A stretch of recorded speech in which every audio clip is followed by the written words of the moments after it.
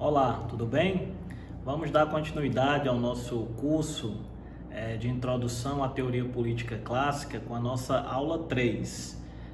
Espero que você tenha aprendido bastante na aula 2 e refletido sobre questões apresentadas por Maquiavel no desafio da política. Agora na aula 3, nós vamos seguir o nosso percurso histórico discutindo um pouco de alguns autores clássicos para a montagem do que se convencionou chamar de democracia liberal na contemporaneidade. Nós vamos perceber que esses autores ditos liberais, eles eram muito mais republicanos que democráticos. Vamos ver a tensão que se estabelece nessa tradição democrática conservadora entre a liberdade e a igualdade. E vamos ver como esse modelo ideal de democracia foi se tornando hegemônico ao longo do processo histórico nos séculos XIX e XX, como um modelo para delinear as instituições, para estabelecer as ideias de participação e representação política, para organizar a política do ponto de vista da hegemonia do capital, do ponto de vista da ordem da elite burguesa a comandar o processo político na maioria dos países da contemporaneidade. Então, na aula de hoje, aula 3, nós vamos estudar um pouco de um autor francês chamado Tocqueville. Tocqueville é um autor do século XIX, que viveu entre a segunda metade do século XVIII e a primeira metade do século XIX. É um autor filho da aristocracia francesa e ele vivenciou, foi espectador e partícipe da história da Revolução Francesa de 1789, do processo revolucionário francês, que seguiu o seu curso histórico ao longo do final do século XVIII e ao longo do século XIX, mas o marco inicial da Revolução Francesa é exatamente o ano de 1789, e ele também teve a oportunidade de vivenciar a chamada independência dos Estados Unidos, para alguns Revolução Americana, de 1776. Tocqueville, como um aristocrata francês, ele carregava consigo profundas preocupações sobre o rumo político da França de sua época após a Revolução Francesa.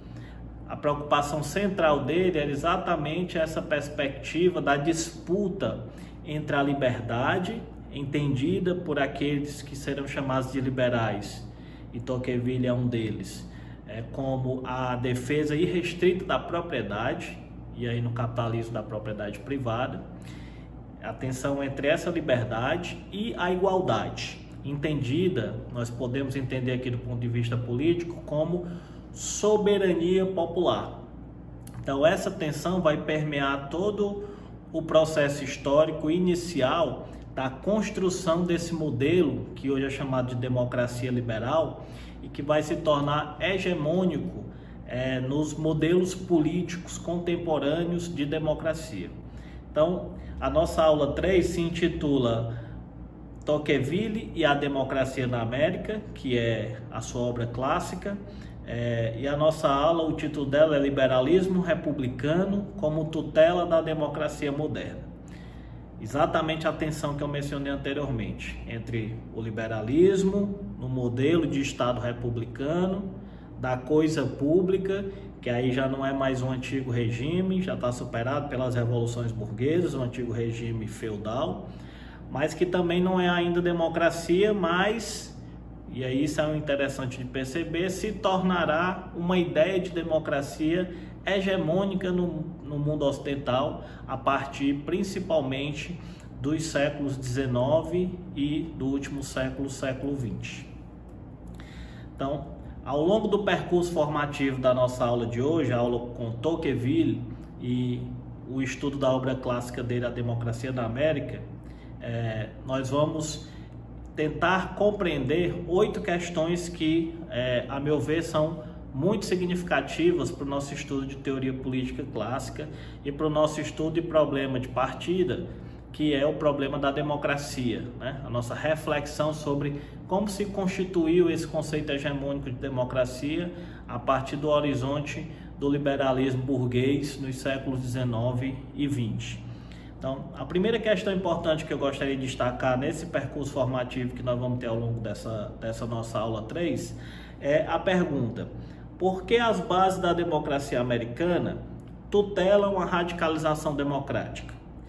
E aí, por radicalização democrática, entenda-se o avanço da soberania popular, o avanço das maiorias organizadas, no sentido de garantir direitos, principalmente os direitos políticos e, por desdobramento, direitos sociais, e, nesse sentido, garantir que o fundo público, que o Estado, seja um efetivador de políticas públicas que garantam a igualdade, que garantam que todos os cidadãos tenham acesso ao mínimo necessário, primeiro a sua sobrevivência e posteriormente a garantia da sua liberdade, seja através da educação, seja através da cultura, da saúde, da habitação, enfim, de todas as políticas que hoje estão consolidadas como políticas sociais ou políticas de proteção social. Então vem a pergunta, né? Como esses autores ditos clássicos da democracia, e repare que a obra de Tocqueville se chama A Democracia na América, né? Como esses autores clássicos, eles vão refletir sobre as bases do que será a democracia dentro de uma perspectiva de tutelá-la, né? De conter a soberania popular. Esse é um elemento muito importante, anote aí, que é um elemento significativo que vai permear boa parte dos autores da nossa teoria política clássica, inclusive nas próximas aulas, e que já era uma preocupação de Maquiavel na nossa aula anterior. A segunda questão importante é, como eu já mencionei no início, o conflito entre a liberdade e a igualdade. E aí, nesse sentido, entenda-se sempre liberdade como a proteção da propriedade privada, algo que está hoje em todas as constituições dos países, dos estados nacionais contemporâneos, inclusive aqui no Brasil. Nós temos a defesa da vida, da liberdade, mas também temos a defesa da propriedade na nossa Constituição Federal, na Constituição dos Estados Unidos e de boa parte dos países do mundo, os países ditos de Estado Democrático de Direito. Então, a liberdade para esses autores, nesse ponto de partida da tradição liberal, é a liberdade que significa a defesa da propriedade e no caso do capitalismo, da propriedade privada. Daqui a pouco a gente aprofunda um pouco mais sobre isso. E a questão da igualdade, né? Então, esse conflito entre propriedade e soberania popular, no sentido da igualdade, é o que vai ser o ponto central da tensão do que se pode definir como democracias contemporâneas do Ocidente, e a gente pode até dizer que no mundo todo nos dias de hoje, né? Então, pensar a democracia nessa raiz clássica, nessa raiz que se tornou hegemônica, é pensar esse conflito central entre liberdade e igualdade, ou seja, entre propriedade e entre soberania popular. A terceira questão importante é que, para Tocqueville, ele observa isso ao viajar aos Estados Unidos no início do século XIX, a democracia significava um modelo de sociedade. Então, esse é um elemento super importante que até hoje deve ser uma preocupação para todos nós. Até que ponto a democracia está na cultura política de um povo, do povo brasileiro, do povo nos Estados Unidos, do povo argentino, francês, alemão ou qualquer outro.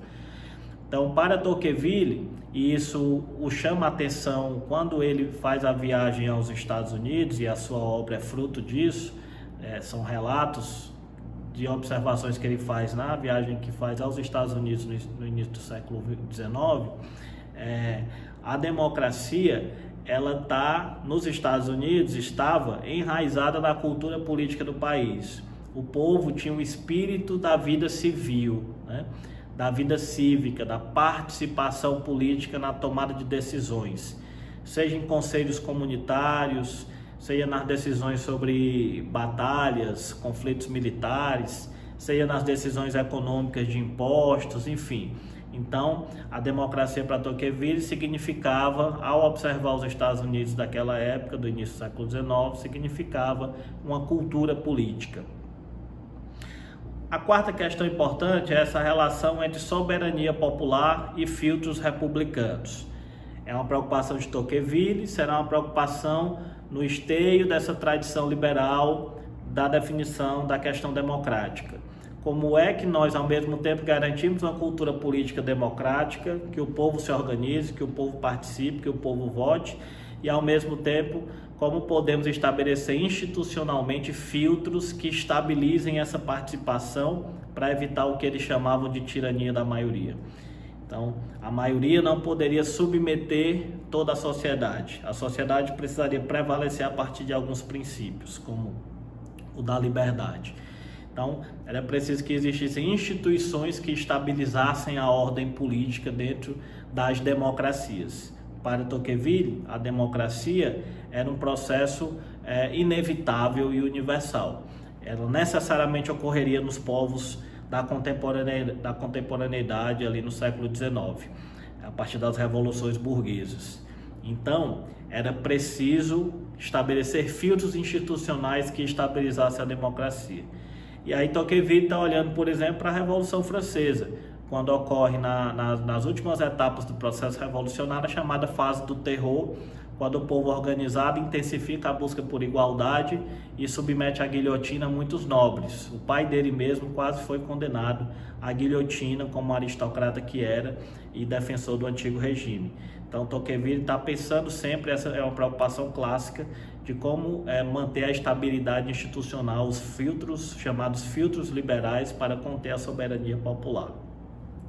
A quinta questão é a questão dos negros e nativos da democracia americana. É bom salientar que esses ditos defensores da liberdade e de alguma igualdade, eles estão olhando para a população branca dos seus países. No caso de Tocqueville, está observando a cultura política, o modelo institucional dos Estados Unidos, dos brancos nos Estados Unidos. Para ele, os negros eram um não-povo, uma não-cultura, escrava, propriedade. Os negros eram uma propriedade como escravos e que faziam parte daquele cenário não como acesso à cidadania ou como indivíduos livres, mas como indivíduos que seriam um empecilho, inclusive, para a democracia, porque eles estavam ali no cenário, mas não poderiam ser incluídos no modelo democrático liberal vislumbrado por Tocqueville nos Estados Unidos da América. Ao mesmo tempo, os nativos eram os não civilizados, os chamados índios, os nativos da América. Então, esses precisavam ser submetidos pela civilidade. E aí, civilização a partir do conceito iluminista da superioridade do homem branco europeu ocidental.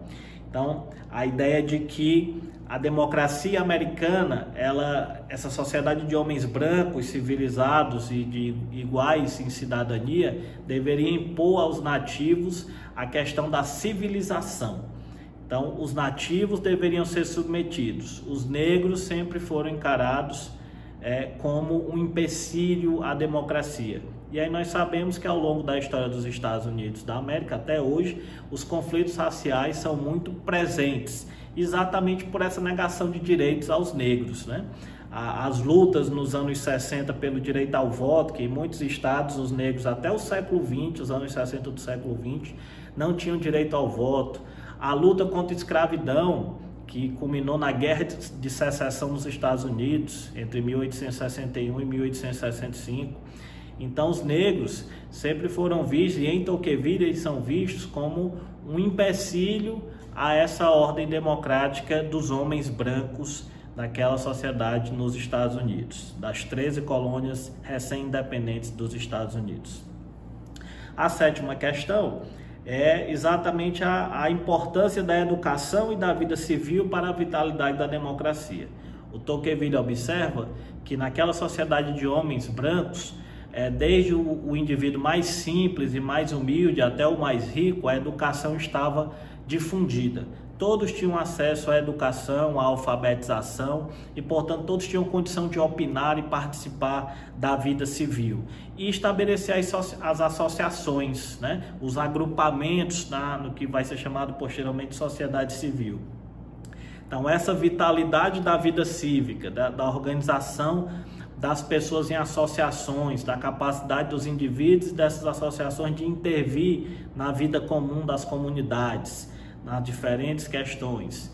E a educação para todos na visão de Tocqueville, são dois elementos importantíssimos para uma democracia viva e forte. E a democracia americana, aquela democracia de homens brancos, repito, era uma democracia que tinha esses dois elementos muito evidentes: a educação para todos, os brancos, e a vida civil muito ativa. E por fim, para encerrar esse primeiro bloco da nossa aula 3 sobre Tocqueville e a democracia na América, nós temos o que o Tocqueville chama de riscos da acomodação da vida democrática. O Tocqueville fala que na medida que a democracia avança na vida de uma sociedade, a liberdade deve ser privilegiada, mas a igualdade também vai avançando.